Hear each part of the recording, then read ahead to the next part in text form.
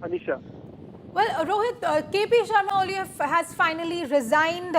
The resignation letter that has been issued, the details that we are getting from our reporter Amit, who's also on the ground there, says that he has sent his resignation to the Prime Minister and so I beg your pardon, to the President. The resignation has been sent to the President after these massive protests across Nepal. Rohit, since you're on the ground in birganj, has the news of KP Oli's resignation reached the protesters around you? Have they found out what is happening in Kathmandu?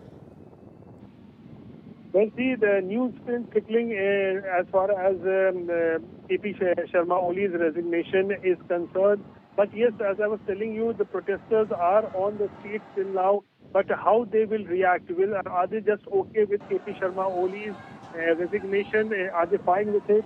Or what is next that they are looking at? Because I've been talking to a lot of youngsters in Birganj also, the Gen Z, and they have all complained that whether it's the Oli dispensation or any other government that is formed in Nepal, everyone they are alleging continues to remain corrupt. The government lacks transparency. Inflation is at an all-time high in these governments. So nobody cared about the youngsters of Nepal.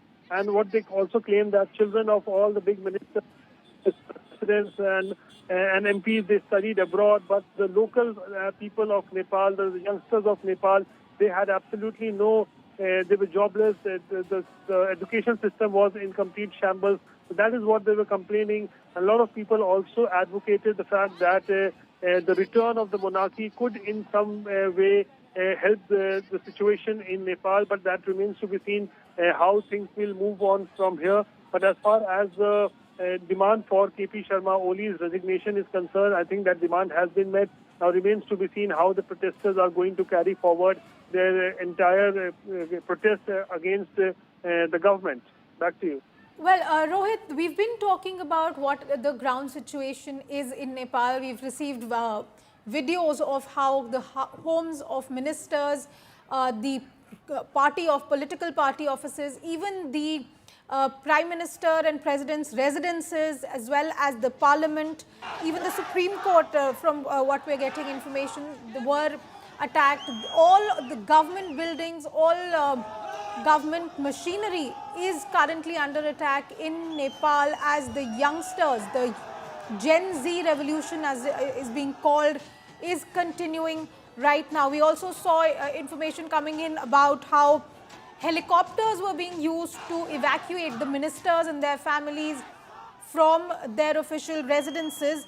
And now we've got the information about KP Sharma Oli resigning from his post, saying that this was necessary to ensure, to sort of deal with the on-ground situation, to bring in some sort of normalcy, because the people are not happy with him. But Rohit, Rohit, if you're still with me, can you tell us more about what's happening on the ground in birganj right now? Well, yes, Anisha, you're right. This is one of the biggest movement or the revolutions by the youngsters in Nepal that has been witnessed in the last few decades. Nothing of this sort has been seen in the Himalayan kingdom in the last 2 or 3 decades, as we know. And because of this revolution, this movement that is going on in Nepal for the last, in fact, more than 24 hours, we saw that thousands of youngsters of Nepal, they hit the streets in Kathmandu. And first, initially, they were protesting against the banning of social media platforms. But later on, many things became clear. And it was not only the banning of social media platforms that they were protesting and opposing, but the bigger intention, the bigger motive was they were raising the issue of rampant corruption, lack of transparency, inflation in Nepal. And these youngsters used the social media platforms as a medium to highlight the corruption that was prevailing in the Oli government.